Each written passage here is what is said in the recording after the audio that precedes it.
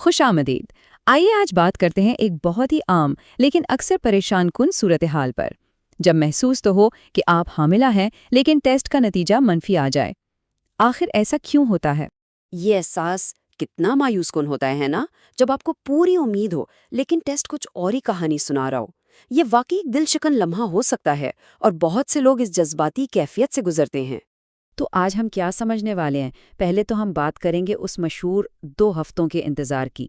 फिर देखेंगे कि नतीजा मुस्बत क्यों हो सकता है या मनफी क्यों हो सकता है।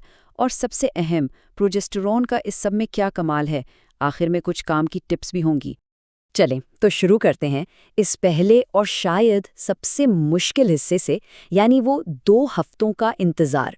ये वो वक्त है जो बाकी सब कुछ समझने की बुनियाद रखता है। फर्टिलिटी की दुनिया में इसे TWW यानी 2 वीक वेट कहते हैं। ये वो वक्त होता है ओव्यूलेशन के बाद जब हर लम्हा भारी लगता है, हर छोटी से छोटी अलामत पर नज़र होती है और जहन बस इसी एक सवाल में अटका रहता है। अच्छा, अब आते हैं एक दिलचस्प बात पर। मनफी टेस्ट का मतलब हमेशा नहीं होता। हो सकता है आप हामिला हो और टेस्ट गलत हो या वक्त से पहले कर लिया गया हो। तो सबसे पहली और सबसे आम वजह यही है कि टेस्ट बहुत जल्दी कर लिया गया है। देखिए, जिस्म को एक खास हार्मोन बनाने के लिए कुछ वक्त चाहिए होता है। ये पूरा एक प्रोसेस है। पहले फर्टिलाइजेशन होती है, यानी अंडे और स्पर्म मिलते हैं। फिर इम्प्लांटेशन, जब एम्ब्रियो रहम की दीवार से जुड़ता है। इसके बाद ही HCG हार्मोन बनना शुरू होता है, जो हमल की निशानी है। और जब तक ये हार्मोन एक खास लेवल तक नहीं पहुंचता, टेस्ट इसे पकड़ नहीं पाता। इस सारे काम में वक्त लगता है। दूसरा इम्कान ये भी है कि मसला टेस्ट किट में ही हो, यानी टेस्ट खुद ही नाकिस हो या उसे इस्तेमाल करने में कोई गलती हो गई हो। जी हाँ, बिल्कुल, हो सकता है टेस्ट ठीक से स्टोर ना किया गया हो या किट ही खराब हो। तो उसका हल क्या है? सीधी सी बात है, कुछ दिन बाद एक और टेस्ट कर लें। और अगर फिर भी शक हो तो सबसे पक्का तरीका डॉक्टर का ब्लड टेस्ट है, वो बिल्कुल सही बताता है। अच्छा, ये तो वो 2 सूरतें थीं जहां उम्मीद बाकी है। लेकिन अब बात करते हैं उस तीसरी वजह की, जो समझने में सबसे ज्यादा तकलीफदा हो सकती है, जब टेस्ट का नतीजा सही हो। तो सवाल ये उठता है कि अगर टेस्ट सच बोल रहा है और हमल नहीं है, तो फिर जिस्म इतनी मजबूती से हमल की अलामत क्यों दिखा रहा है? ये कैसे हो सकता है? यहाँ आकर सारी गुत्थी सुलझती है। और इसका जिम्मेदार है एक बहुत ताकतवर हार्मोन, जो हमें एक तरह से धोखा दे रहा होता है। इस हार्मोन का नाम है प्रोजेस्टेरॉन। ये एक बड़ा दिलचस्प हार्मोन है क्योंकि ये माहवारी के दूसरे हिस्से में भी हाई होता है और हमल के शुरू में भी। इसका काम तो रहम को तैयार करना है, लेकिन इसके जो साइड इफ़ेक्ट्स हैं वही सारी कन्फ्यूजन पैदा करते हैं। अब ज़रा यहाँ देखें, एक तरफ हमल की इब्तदाई अलामात हैं और दूसरी तरफ हाई प्रोजेस्टेरॉन की।